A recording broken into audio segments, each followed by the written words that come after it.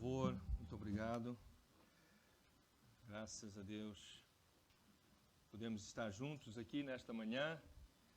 Queremos dar as boas-vindas àqueles que já não víamos há algum tempo, não é? Sempre uma alegria rever. Também queremos dar as boas-vindas a quem vem pela segunda vez, a quem vem pela primeira vez, não é? É uma alegria. E alguém também que vem de longe, não é? Vem da África. E então é tão bom estarmos todos juntos hoje a adorar o Senhor. Também bem-vindos àqueles que nos acompanham online também esta manhã. O nosso culto, a nossa celebração a Deus, nosso tempo de louvor, a nossa celebração à volta da mesa do Senhor, quando comemos o pão e bebemos o cálice juntos, e também à volta da palavra de Deus. Amém? Há 2 ou 3 semanas nós estivemos aqui a falar sobre um versículo bastante conhecido por aqueles que já têm algum conhecimento da Bíblia, que é Mateus 6,33. Não é? Buscai, pois, em primeiro lugar o reino de Deus e a sua justiça, e todas as demais coisas vos serão apresentadas. Não é? Então, acrescentadas. Então é uma das coisas, um dos versículos bastante falados, bastante lidos e muitos de nós conhecemos. Falamos sobre isso há 2 ou 3 semanas e dizíamos que este versículo é o versículo chave, é o versículo central de todo o discurso de Jesus ali de Mateus 5, 6 e 7. É um discurso que é chamado muitas vezes o Sermão da Montanha, ou Sermão do Monte. Então o versículo 33 de Mateus 6 é o versículo chave central de todo o seu discurso, de todo esse sermão. Durante este ano, à exceção de uma situação ou outra, como foi o caso da Páscoa, nós temos vindo a falar sobre o caminho de Jesus. Não é? Como é que nós podemos juntos caminhar com Jesus no seu caminho, com o seu caráter, com o caráter de Cristo a ser desenvolvido, a ser formado em cada um de nós. E eu faria aqui uma pausa para perguntar se alguma vez em toda a sua vida, desde a sua infância, foi criticado injustamente. Alguém aqui? Alguém que não foi? Alguém que foi alguma vez criticado injustamente, foi mal interpretado, foi censurado nas suas ações, suas atitudes, suas palavras, muitas vezes tão bem intencionadas. Penso que nenhum de nós é exceção a esta regra. Agora vou fazer uma pergunta mais difícil. Será que nós somos capazes de admitir que alguma vez também fizemos isso? Né? Que nós criticamos injustamente, censuramos alguém, achamos que era uma coisa e de facto não era. Muitas vezes com os nossos filhos, com o nosso cônjuge, com os nossos pais, com os nossos amigos e pessoas desconhecidas, nem se fala, não é? Mateus 6,33, buscai, pois, em primeiro lugar o reino de Deus e a sua justiça, e todas as demais coisas vos serão acrescentadas. Este é o cerne. O discurso de Jesus, esse sermão de Mateus capítulo 5, 6 e 7, tem todo ele a ver com relacionamentos. E isso de nós sermos criticados injustamente ou fazermos o mesmo, não é? Tem a ver com relacionamentos. E vamos falar sobre isto hoje. Mas antes vamos pedir a ajuda de Deus, vamos orar. Querido Deus, nós reconhecemos a necessidade que temos de Ti. Ainda agora estivemos a dizer que Tu és o único e precisamos de Ti, Senhor. Sem Ti, mesmo quando não o reconhecemos, a verdade é que nós dependemos de Ti para termos tão simplesmente o fôlego de vida, Senhor. Ó Deus, nós pedimos que Tu nos ajudes agora ao falarmos sobre um tema difícil. Pedimos que o Senhor fale conosco, nos ensine, nos convença daquilo que precisamos ser convencidos, nos edifique também, nos encoraje, nos fortaleça para, ó Deus, buscarmos em primeiro lugar o Teu reino, as coisas do Teu reino, o Teu caminho, o caminho de Jesus. Que o caráter de Cristo seja formado em nós, cada um de nós e nós como igreja, como família de Deus, como corpo de Cristo. Que o caráter de Cristo seja formado em nós e nós andemos de facto no caminho de Jesus, dentro do seu reino, o reino de Deus. É o que nós pedimos em nome de Jesus. Amém? Vamos abrir em Mateus capítulo 7, é o seguir ao capítulo 6, que eu estava a dizer, Mateus capítulo 7, e vamos ler 6 versículos. Mateus 7, de 1 a 6. Mateus 7, de 1 a 6.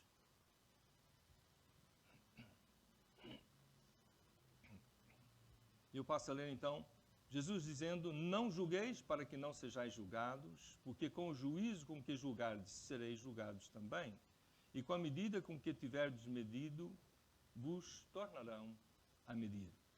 E por que reparas tu no argueiro que está no olho do teu irmão e não vês a trave que está no teu olho? Ou como dirás a teu irmão, deixa-me tirar o argueiro do teu olho, o argueiro é cisco, né? Uma coisa pequenina, um pó. Deixa-me tirar o argueiro do teu olho e eis uma trave no teu. Hipócrita, tira primeiro a trave do teu olho e então verás claramente para poder tirar o argueiro do olho do teu irmão. Não deis aos cães as coisas santas, nem deiteis aos porcos as vossas pérolas, não aconteça que as pisem com os pés e voltando-se vos despedacem. Agora, isto é um texto difícil, não? E principalmente essa parte do versículo 6, o que é isso de cães e porcos? O que é isso de coisas santas e pérolas? Primeiro vamos tentar perceber um pouco o contexto cultural, voltar assim a muitos séculos, 2 milênios, e entender que cães não eram como hoje, algo assim dentro de casa, agradável, grandes e pequenos, que são tratados muitas vezes melhores do que pessoas, não é? Não. Os cães naquela altura eram cães vadios, eram cães que andavam à procura, revirar o lixo, eram perigosos, não é? Portanto, não era uma coisa, não eram bibelôs, não eram domésticos, eram selvagens, e então os cães naquela época eram assim.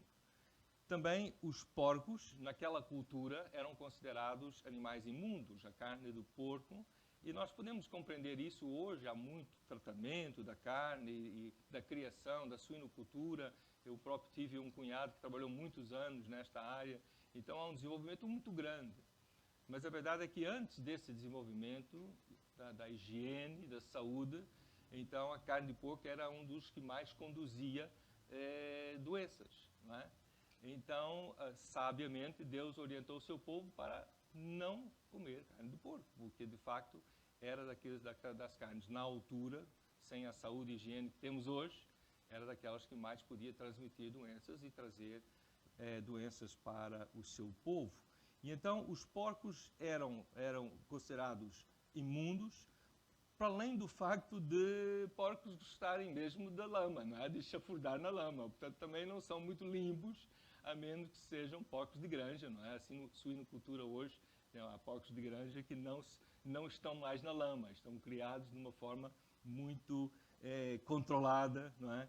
E têm uma vida muito, muito diferente, e provavelmente eu acho que eles não gostam muito dessa vida moderna deles, preferiam estar a chafurdar na lama. Então, este é o contexto cultural desses termos, cães e porcos, e infelizmente, como nós também, ou nós, espero, salvo seja, como as pessoas hoje também o fazem, naquela altura também se usavam esses termos para se referir a alguém que não gostávamos ou que tinha atitudes incorretas, não é? Pessoas más, então também muitas vezes recebiam esses nomes, como também, infelizmente, nós também ouvimos, espero que nós já não estejamos a usar, se um dia usamos, chamar pessoas de cães ou porcos, né? Espero que não.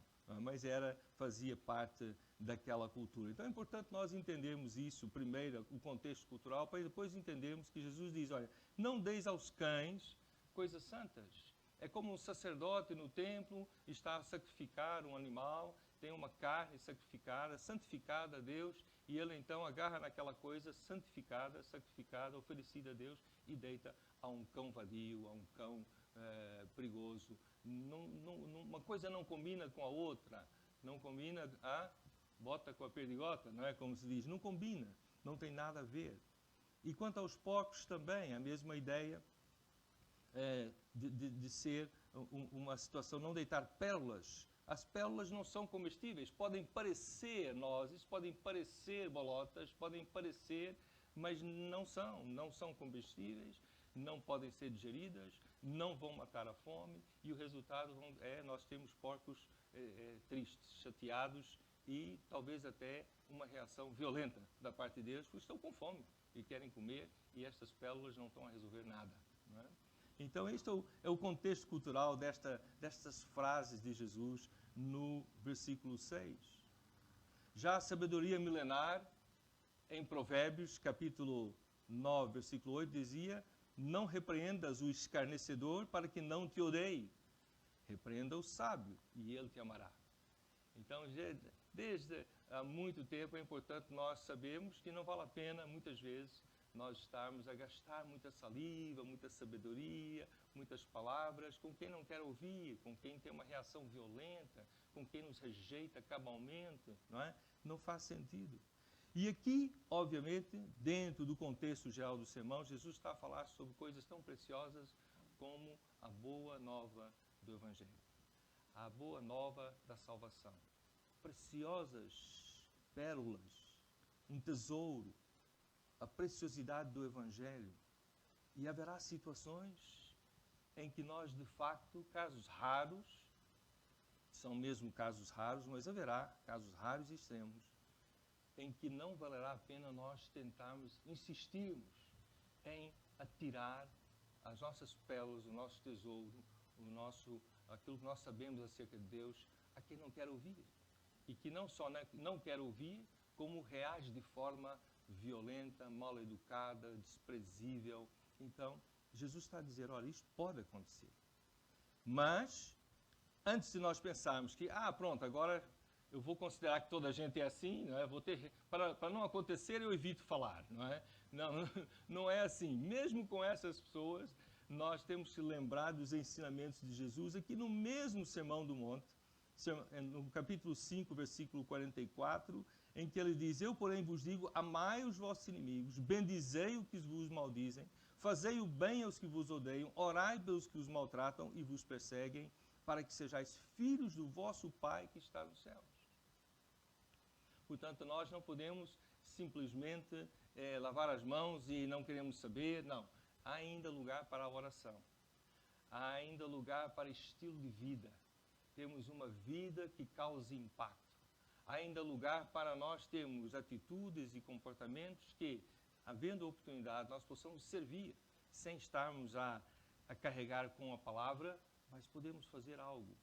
E Deus quer que nós hajamos assim, com paciência, com perseverança, assim como Deus agiu e age, com paciência e perseverança com cada um de nós.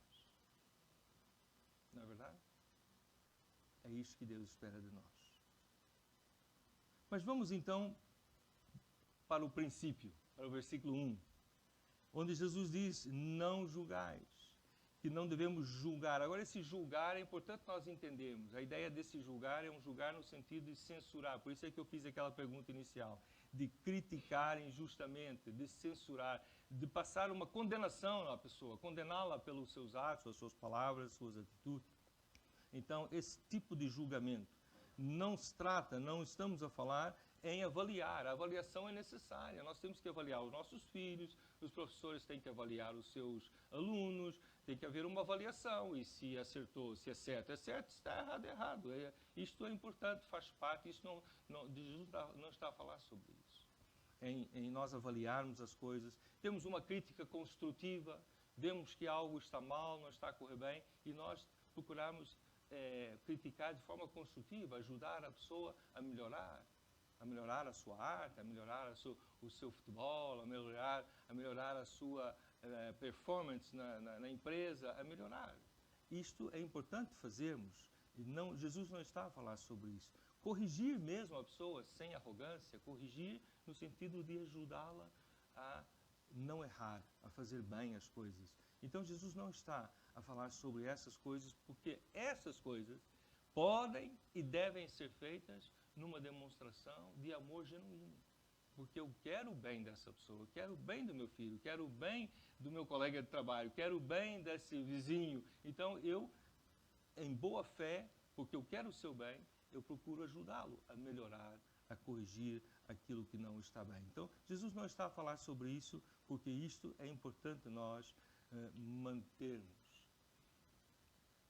Mas também não é o outro caso, porque, na verdade, se nós não fizermos isso, lavarmos as mãos, eu não tenho nada a ver com isso, o problema é dele, não é? Deixo andar, ele depois, um dia, há de, sofrer as consequências.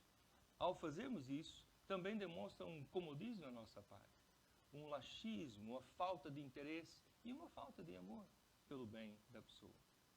Então é importante nós navegarmos essas águas, embora algumas vezes possamos ser mal compreendidos ao tentarmos fazer isso. Mas é importante termos isso em mente. Então Jesus, quando diz, não julgais, não critiquem injustamente, não censurem, não condenem, ele está a falar sobre uma atitude, a tendência que nós temos de, quando fazemos isso, não fazer para ajudar, mas fazer atacando, fazer desancando, não é? Está errado, então, é assim, para que não haja reação nenhuma, para que não haja possibilidade nenhuma da pessoa, do filho, ou do amigo, ou do vizinho, dizer alguma coisa e tentar me convencer do contrário, eu chego já com as armas todas e despejo tudo em cima e ataco e acabo logo com a possibilidade de qualquer tipo de resposta, por mais certo ou errado que eu possa estar ou a pessoa possa estar. Então a nossa tendência é do ataque, seja frontalmente ou seja nas costas, também há quem o faça. Então não ataca frontalmente, não fala a pessoa, mas fala a toda a gente. Fala ao resto do prédio, fala ao resto dos colegas da classe, fala ao resto da família, não é? E então a nossa tendência, a tendência humana é esta, do ataque. Quando tem algo a corrigir, quando tem algo a chamar a atenção. Mas também o outro lado, que é ignorar, bom, eu não vou fazer nada, não digo nada, não faço nada, faço de conta que não vi, também não é uma atitude positiva.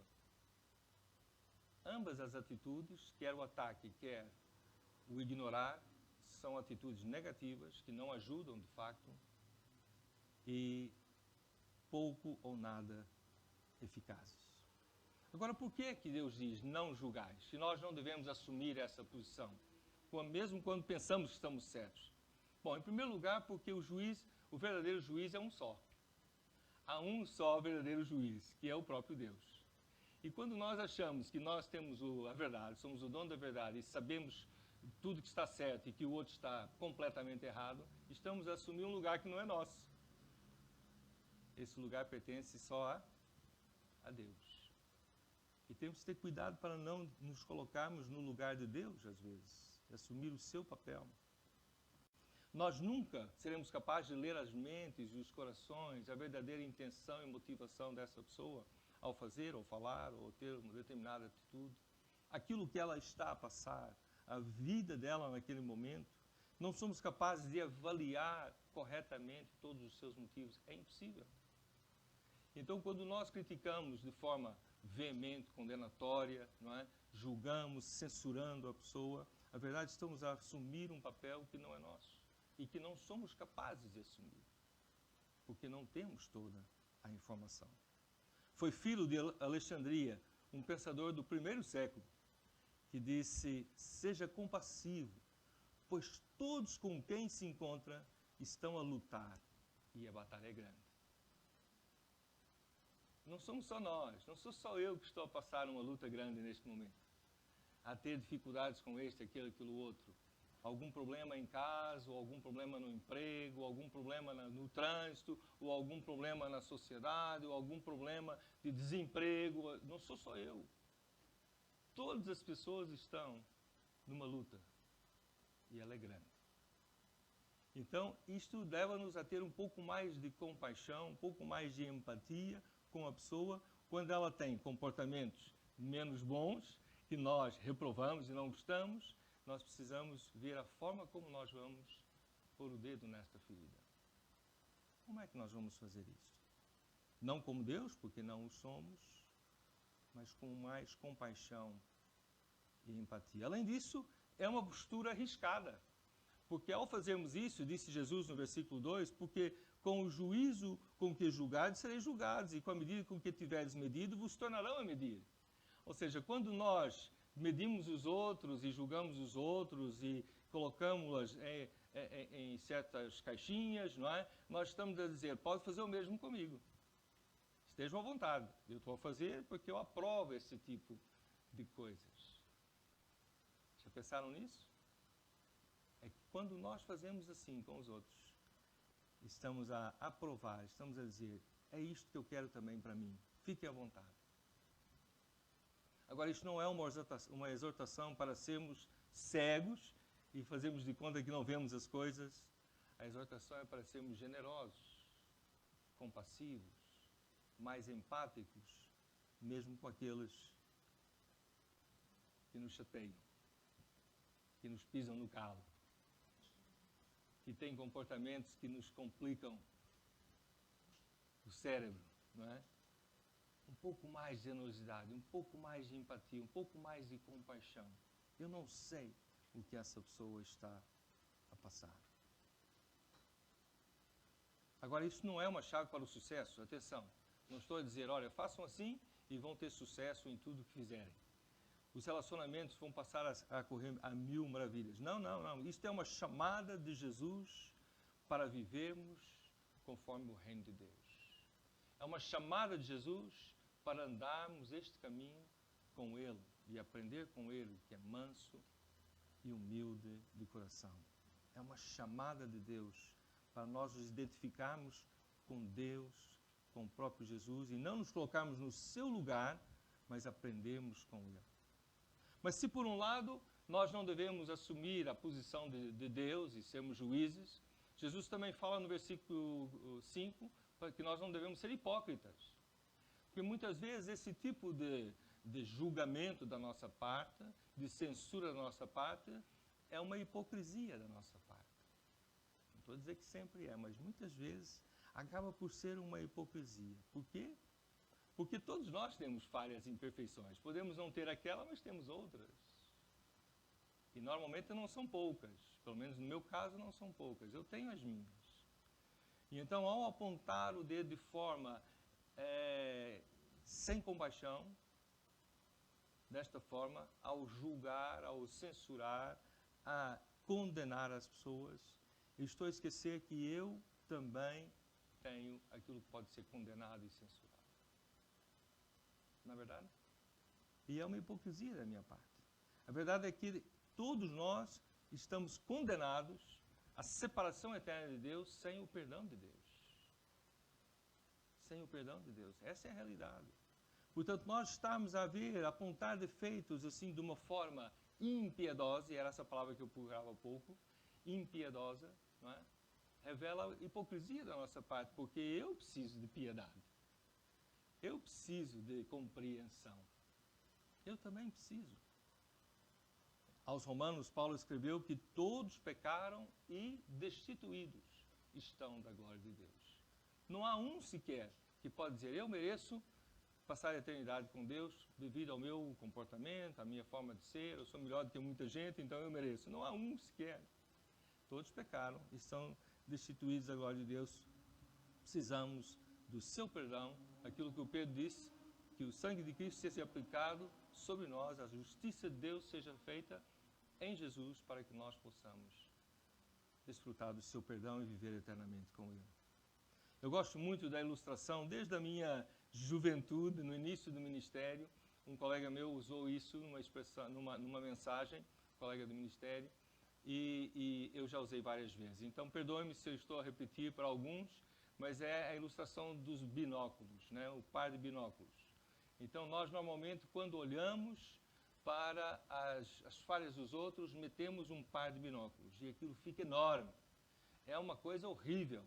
Não é possível que essa pessoa, então, ainda mais sendo um cristão, pastor, e está a fazer isso, então metemos uns binóculos e fica enorme. É um absurdo. Mas aí quando olhamos para as mesmas coisas ou outras coisas da nossa vida, nós temos a tendência de inverter os binóculos. Já inverteram algumas vezes os binóculos? Já olharam pelo outro lado?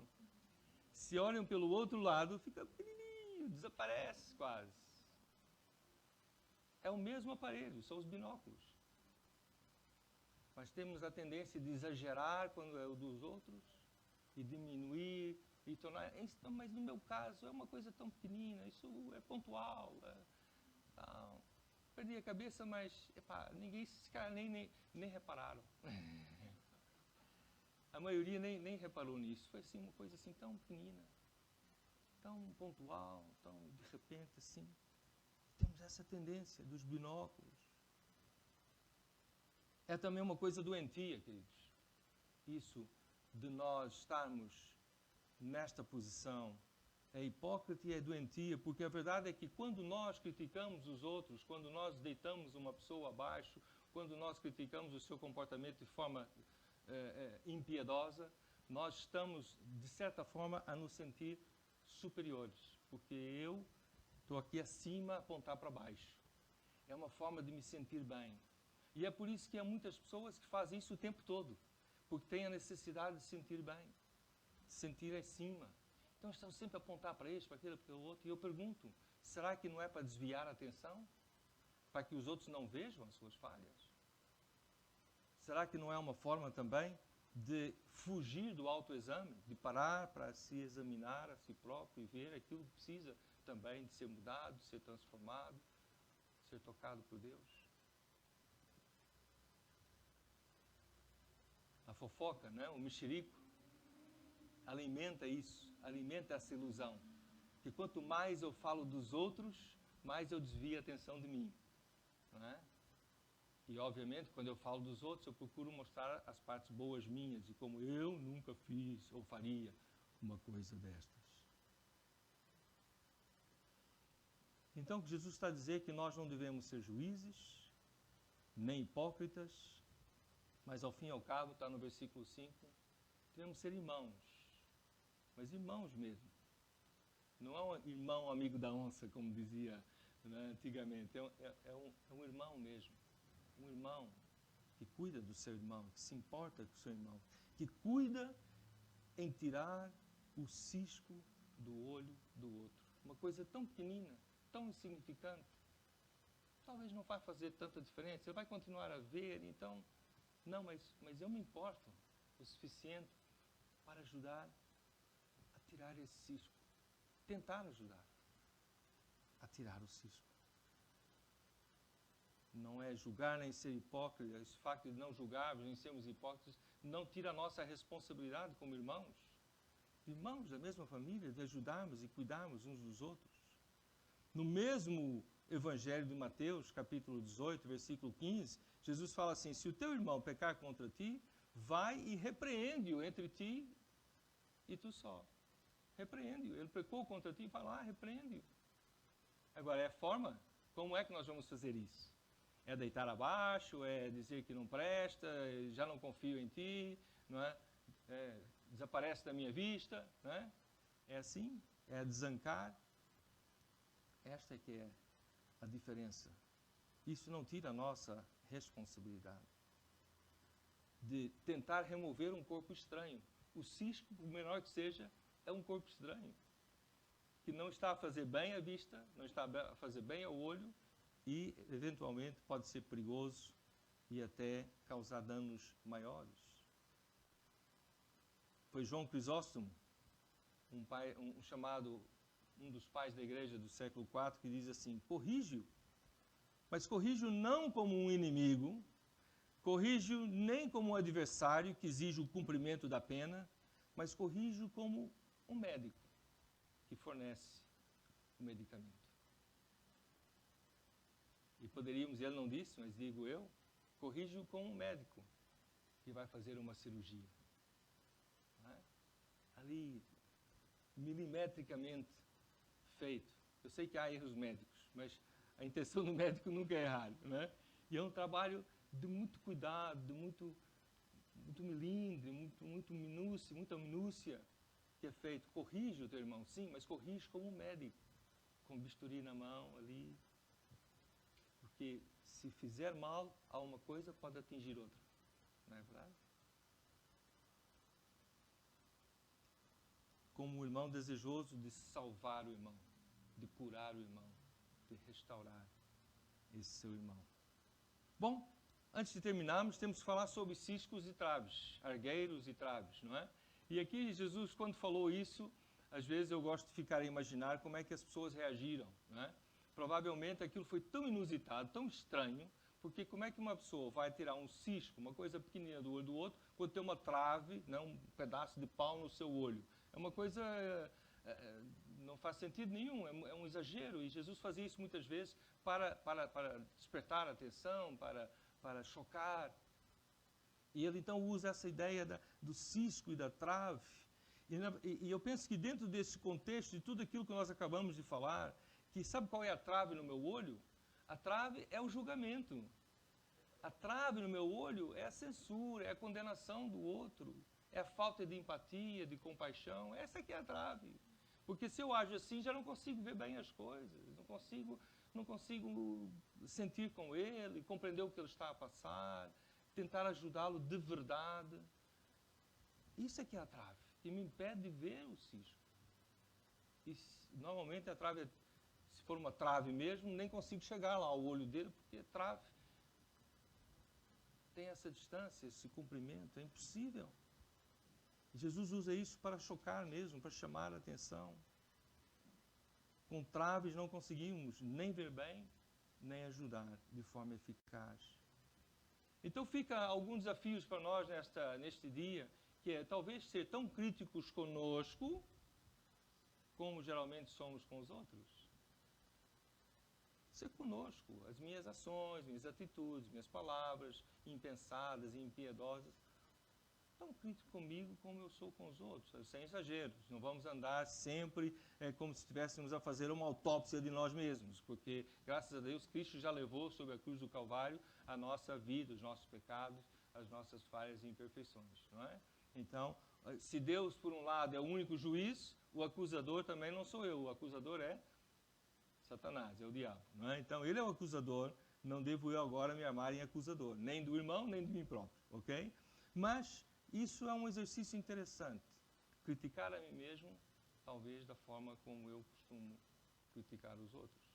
Mas melhor ainda, ser generoso com os outros, assim como eu tendo a ser generoso comigo próprio. No meu caso, na minha situação, mas não sabe o que eu estava a passar, o que aconteceu comigo de manhã. Eu não dormi à noite, temos sempre as nossas justificativas. Então, nós somos generosos conosco, porque eu fiz, foi mal, mas... E sermos assim com os outros. Foi mal, mas... Por quê? Por que chegou a esse ponto? Talvez haja uma explicação. Talvez haja alguma coisa que tenha acontecido, que se tenha passado, alguma dificuldade, aquela luta que Filho de Alexandria falou que todos nós estamos a enfrentar. E é enorme. O caminho de Jesus com o caráter de Cristo é assim. É sem julgar, criticar, censurar, condenar. Porque quando sabemos quem somos, que nós somos pessoas em que o próprio Jesus Cristo habita, sabemos onde estamos, ou seja, estamos no reino de Deus, caminhando juntos no caminho de Jesus. Então nós não precisamos apontar o dedo aos outros para nos sentir melhores do que eles ou superiores. Não precisamos disso. Não precisamos. Não há necessidade. Como sempre, o alvo de Jesus é o nosso coração. Como sempre, Jesus quer tratar da nossa motivação. Por quê? Por que estamos a fazer isso? Por que sentimos a necessidade de atacar ou de ignorar? Por quê? E Ele quer tratar disso. Não para que deixemos de fazer completamente, mas que façamos de uma forma saudável. De uma forma que glorifique a Deus, que transforme a nossa vida e também a vida daqueles que estão à nossa volta. Isso, pelo menos, potencialmente, isso pode acontecer. A motivação é ajudar os outros a verem melhor, sem aquele cisco. Verem melhor. Então vamos juntos. Vamos?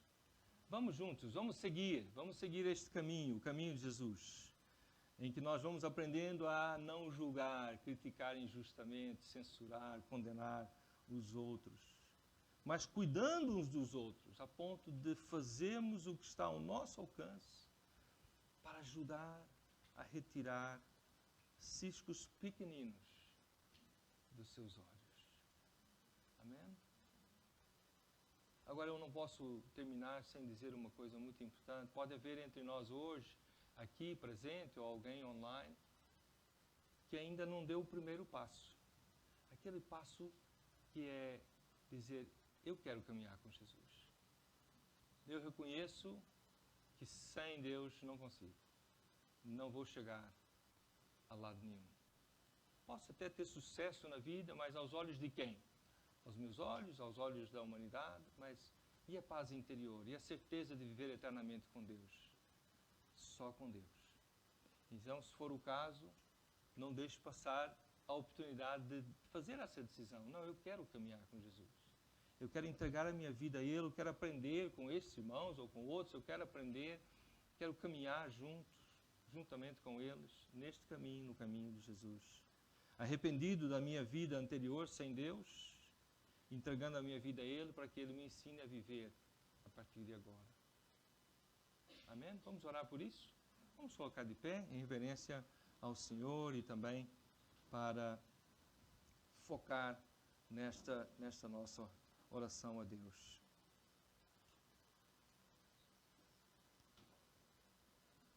Quem está em casa também, quem está online, vamos orar juntos agora. Faz uma pausa no que está a fazer. Se vai preparar o almoço ou fazer outras coisas, faz uma pausa, vamos orar agora. Vamos orar.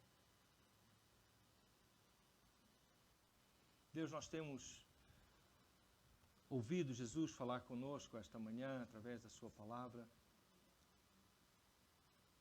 Palavras difíceis de ouvir e de compreender e de praticar. Mas é tão bom saber que nós podemos caminhar contigo.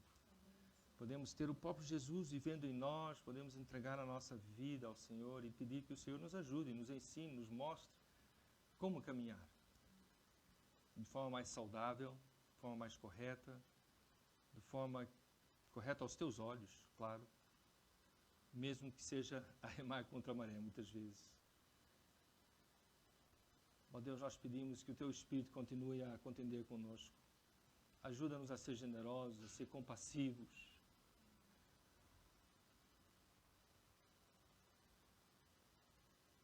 Livra-nos, Senhor, de nos tornar pessoas que não ligam nenhuma, que não se interessam, que não têm amor genuíno pelos outros, que os deixa andar. Livra-nos de ser assim, mas ajuda-nos a corrigir e a criticar de forma construtiva e de forma generosa e compassiva, ó Deus, ajudarmos os outros, sem trave no nosso olho, reconhecendo a necessidade que nós temos de que Cristo nos purifique os olhos todos os dias, para que possamos ver melhor e ajudar melhor. Ajuda-nos como igreja também, Senhor, a sermos uma igreja assim, onde o amor verdadeiro de Deus funciona de verdade e faz diferença. Oramos em nome de Jesus. Amém. Amém. Obrigado àqueles que nos acompanharam online. Deus abençoe, uma boa semana. E podem desligar. Vamos sentar só um instantinho para terminarmos o nosso tempo juntos.